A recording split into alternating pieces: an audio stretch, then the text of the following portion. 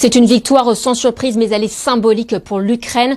Après un an de conflit, l'ONU a largement voté pour le retrait immédiat des troupes russes du sol ukrainien.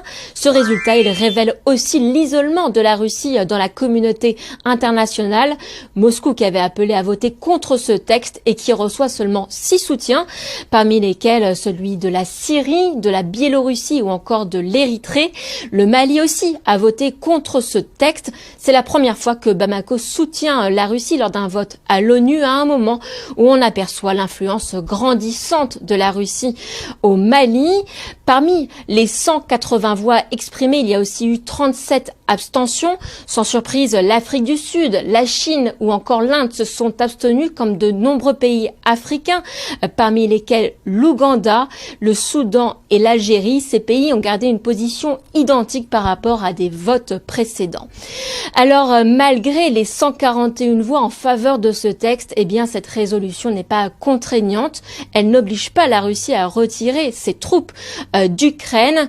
La Russie, qui, depuis le début de ce conflit, ignore les résolutions votées ici à l'ONU. Il y a tout de même une information, quoi qu'on pense de Vladimir Poutine, qui fait beaucoup réagir ce soir, c'est cette suspension. Vladimir Poutine a dit, je le répète, il a dit 2 fois, nous ne sortons pas de ce traité, mais nous suspendons notre participation. Pourquoi est-ce que ça fait autant parler ce soir ?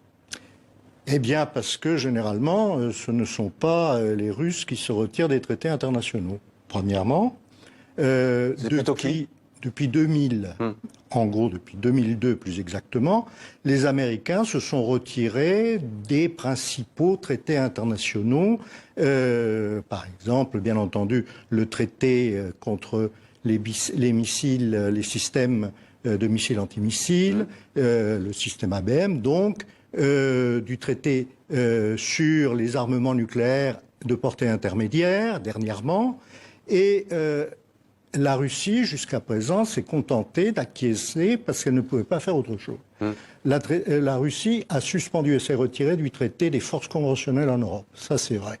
En revanche, là, ce traité, le New Start, c'est un traité qui a été signé en 2010, qui avait une durée de 10 ans, et au moment de le renouveler, les négociations ont échoué. Et ce n'est pas réellement la faute des Russes, c'est plutôt la faute des Américains qui étaient très hésitants. C'était en 2020. Et il s'agissait au dernier moment de garder tout de même cet outil. Et donc, il a été prorogé de 5 ans, qui devait permettre justement une autre négociation. Mais les négociations aujourd'hui sont au point mort. Alors, Lucas Aubin,